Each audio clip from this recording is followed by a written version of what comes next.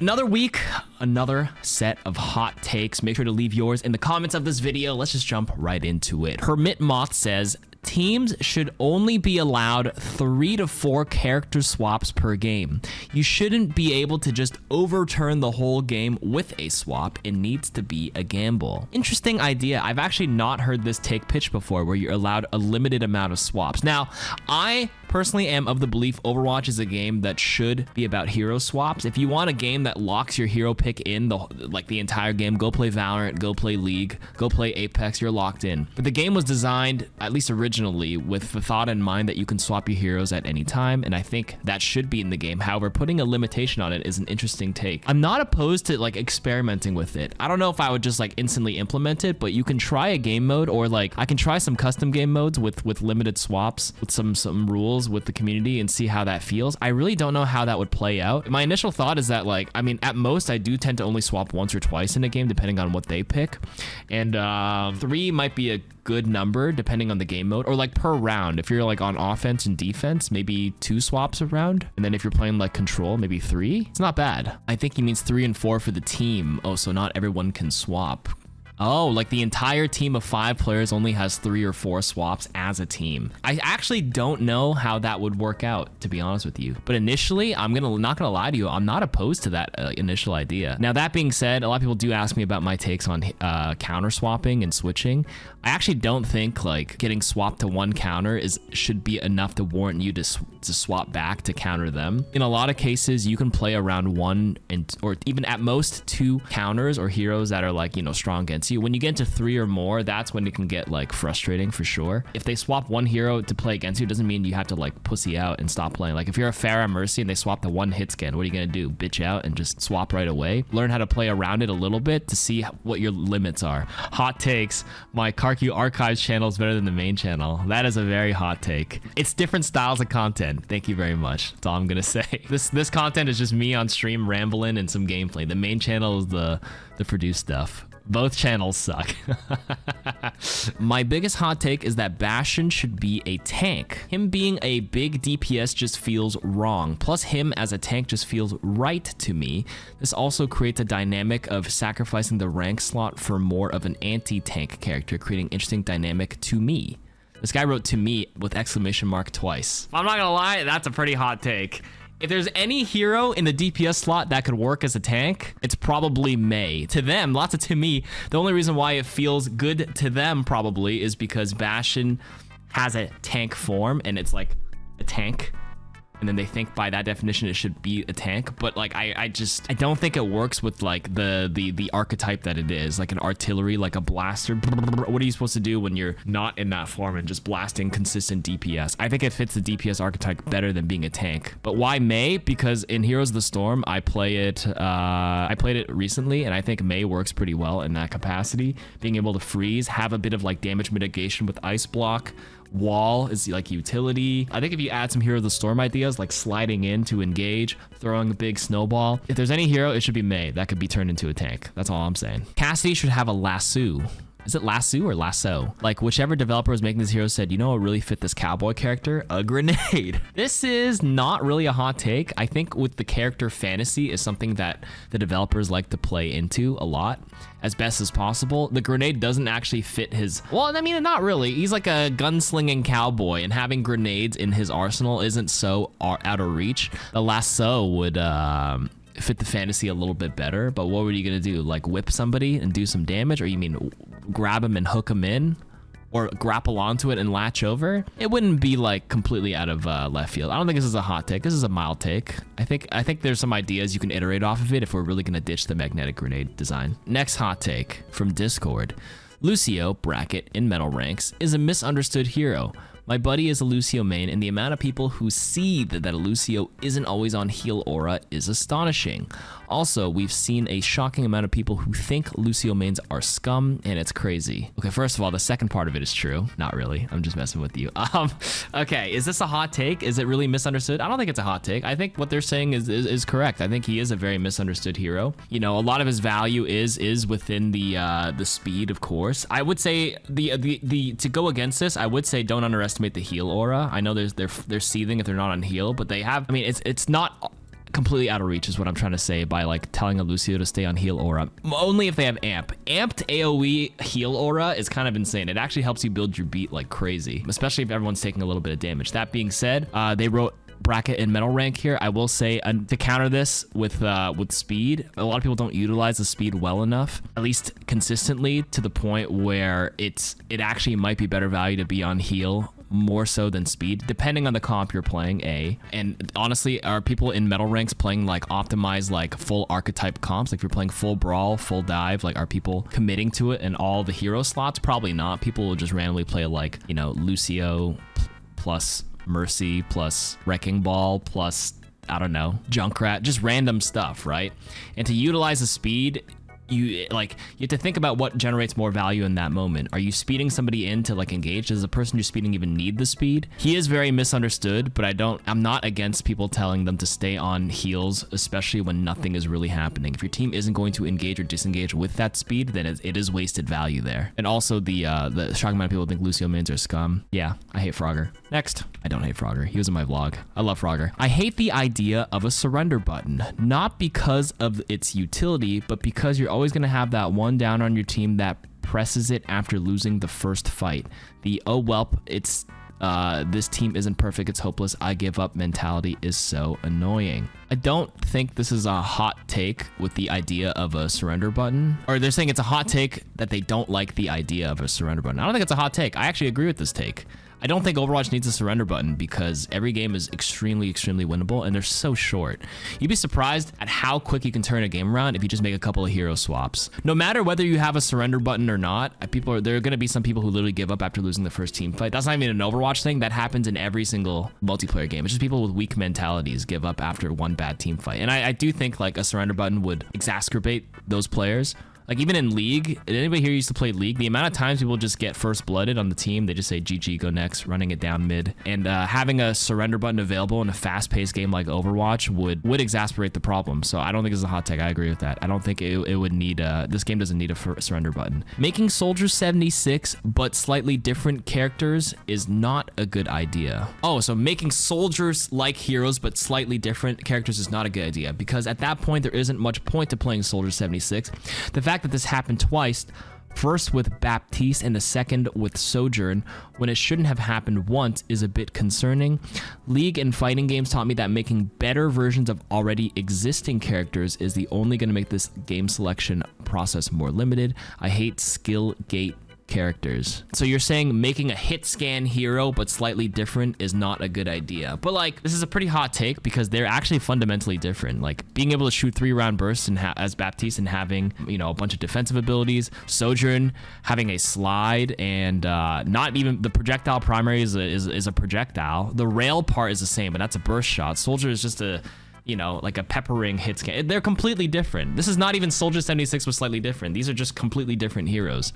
There's only so much you can stretch like a hero design in a game like this. And like, you know, you have two archetypes, hit scan or projectile, in the DPS category. You pick one, you can change the tempo, the attack speed, the movement, the hitbox. Like these things alter the way the hero is fundamentally played. So this is most definitely a very hot take, and there's nothing wrong with making heroes that, you know, have a hit scan shot built into them. I just feel like they don't like FPS heroes. This is just a scorching hot take. And actually, I think Soldier is the most popular hero out of all of them, at least in the DPS category. Bap isn't a DPS, but he might as well be. Sojourn's played a lot at the higher ranks, but I think Soldier has like double the pick rate right now. Hot take: map pools weren't bad. The time frames were. Map pools are only a problem because we only had each pool for so long. If map pools were a couple of days or only day like Splatoon, it wouldn't be as much of an issue. Widow would be meta for a day or two occasionally, but never a full season. Low key, not a hot take. I actually don't mind the idea of, I wouldn't say daily map, but it's a 9-week season. A different map pool every week would be okay for me. The thing with like map pools and having all maps in the rotation is that there's so many maps now and so many game types that I feel like there's just days where I don't get to see certain maps at all. If you limit the map pool a little bit and you play one of these weeks, you're bound to see like there's a higher chance of rolling one of the maps that you like for that week. So I am okay with this. I think I haven't played Samoa in like 3 weeks. No, 4 weeks, at least the past month in ranked specifically. And if they had a week where like they cut out like 2 of the control maps and one out of all the other ones, for example, then there's a higher chance for me to roll Samoa that week. I like this take. Not hot, not a real, I love how they open with not a real hot take, but some would consider it one. 2 tanks now would make the overall gameplay much better. Here we go again. There are less tanks in the game with shield, and if you reduce their HP and HP pool slightly, it would make playing off tank so much more fun. There would be less pressure on the tank role to be the solo beefy character, and it wouldn't be considered a throw / your team wouldn't have to play around you if you picked ball. Same story, different day. Listen, maybe you're asking the wrong guy, but I am pro 5v5. I think the game has evolved where I think 5v5 is better for the chaos and the necessity. You may be able to solve one problem, which is the whole like, you know, the solo tank thing, but then it like leads into like new problems as well.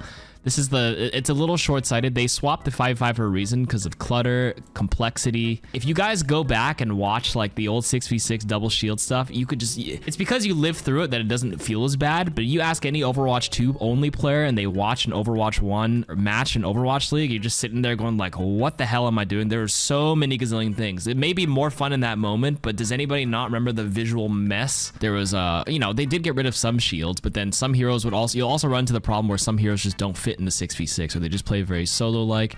You know, people aren't coordinated. You know, certain heroes are unplayable in that environment as well. You know what I mean? I think the game has evolved for the better, personally, and the people who really want 6v6 are just kind of stuck living in the past. They want the nostalgia, and then they'll quickly realize that, like, it was time to move on. Unless you completely iterate off of 6v6 and kept on updating it, but we don't know until we try. I feel like a lot of games and stuff try, like, doing a nostalgia thing, when they like bring back old things, but then sometimes people realize that it didn't work. In some cases it did, but like I feel like Overwatch just, it's fine the way it was. And I think they should bring it back in arcade though and let people taste it for a moment, and then they'll realize the nostalgia lasted a little bit, and then they'll realize, yes, the problem's with Overwatch 1. Here's my hot take. Mercy's damage boost should have a meter similar to D.Va's defense matrix or Illari's healing beam. I feel like it would be a good way to balance a very strong ability. There'd be less Mercy's hiding around the corner, just damage boosting a viable character the whole time, because causing her to have to use it sparingly. For example, it can last a solid 7 to 10 seconds before it burns down. She has to charge it back up, or she uses it for a little while at a time, and after not using it, starts to charge up similar to defense matrix or Illari's healing beam. There, if anything, I feel like if you have a limited defense matrix, that would make Mercy's want to hide even longer, but I guess you do have more vulnerable periods where she does fly out. But honestly, my counter hot take is I don't think Mercy is that big of an issue right now. I don't actually think damage boost is that big of an issue right now. Damage modifiers like damage Mercy's boost or Zenyatta's Discord don't feel that bad anymore now that it got tweaked from both 30% down to 25%. I think this is like a sweet spot where it doesn't feel oppressive, but it's strong in the right hands, of course, but it does not feel that bad, because Mercy's downside is she doesn't offer any offensive output, and the game constantly evolves, right? And the game has sort of evolved into a flex support meta where the supports should be dishing the damage to contribute against all this healing that's available in the game. Mercy doesn't heal that much per se, but she's an enabler, and if like you enable the right person, of course you can pop off. Like I got rolled by some Pharah Mercy the other day and some Ashe Mercy, but like at the same time, a lot of times, you know, they kind of just get punished pretty hard because there's not enough output coming out from that person they're pocketing, and that's always been Mercy's style. So I would say at this current time, 25% damage boost is okay with me, and I don't think they need to change her at this point, besides fixing some of her movement stuff to make it fun. Tracer went from being one of the most fun heroes to one of the least fun ridiculously quickly. Support creep means you can't kill anything, and the Sombra rework makes the TTK on a Tracer as Sombra insanely low with hack plus virus. Tracer is definitely harder to play now depending on the meta tanks. Like if it's a Sig meta, yeah, you don't see much Tracer, but Tracer still played a lot in Asia because they play a lot of Winston and Doom Dive there, and they always play Ana Brig. This reeks more of a skill issue. Tracer has not really been touched too much in Overwatch 2, besides like a bit of the damage. But like Tracer, a good Tracer can still fuck. You can still be very effective and be really annoying from the if a Tracer isn't one-clipping someone, they feel like their hero's not effective. But for me, when I was playing Ana Brig, even if I was on Ana, for example, and the Tracer doesn't one-clip me, but she's just pressuring me like crazy, I'm just getting tickled on the side, and it makes me wary of her presence. That's taking space, and that's very effective. I can feel their effectiveness, but then the Tracer's like, oh, I'm so weak because I can't kill them. I can't one-clip them. I mean, come on. I think it was just reeks of a skill issue, at least to me. Next hot take, give grandma another passive. Oh, you mean Ana? I would like to be able to climb ledges. I don't mean the one that Shimadas have, but I mean like, hey, if I hit this angle just right, I can climb that ledge and get a better spot to snipe my team. Oh, there's grandma in the chat. Yeah, that's what they meant. Give grandma another passive. Good timing, by the way. Good timing that you're here. No, in all seriousness, this is a very hot take. I don't think Ana needs another passive. I think she's one of the best designed heroes besides the discourse about anti-nade evolving with the game. I've actually been okay with Ana having the anti-heal being cut to like a 50% healing reduction. That would please the tank players, and I still think that would make Ana a good hero. Being able to cut healing by 50% is still, you can still capitalize that very quickly, and I still feel like she'd be good. Like 50% heal reduction is still insane because it's still the only other option besides Junker Queen's ultimate. Like you can play an entire game without a healing reduction and win. If you want to play with 50% reduction, it's still strong, but I guess it wouldn't be as oppressive against some of the other tanks. I'm okay with that. If anything, play with a Life Weaver if you want to get lifted into a better angle. There you go. Okay, last one. I do think it's odd how heroes become OP or quote-unquote unplayable, despite not having changed at all. Roadhog was everywhere in the early Overwatch 2 seasons. Now he's trash simply because of meta changes. He's the same. Now he's getting reworked. It's weird. Hot take, because they forgot that the big core part of Roadhog is being able to hook and like do so much damage with the primary to one-shot most 200 HP heroes. I mean, at least all of them. So cutting that damage and losing the one shot loses a lot of the general value. It's the difference between literally converting a kill and going 5v4 versus them living and then surviving and extending the team fight. That's a big difference in that specific example. So there, right now the rework is the compromise where, you know, he gets other tools like Pigpen to be a little bit more dynamic and less counterable with the take a breather. I still think the rework is decent. He's probably stronger in the lower ranks and tapers off at the high ranks because he still gets countered. And by countered, I mean he gets farmed from Baptistes and DPSs, gets antied because good players know how to time it well. But I do think objectively Hog is better than pre-rework. My hot take to counter this is that I think it's okay. You don't want to make him too similar to other tanks or else you run into like homogenous tanks where like everybody kind of does the same thing.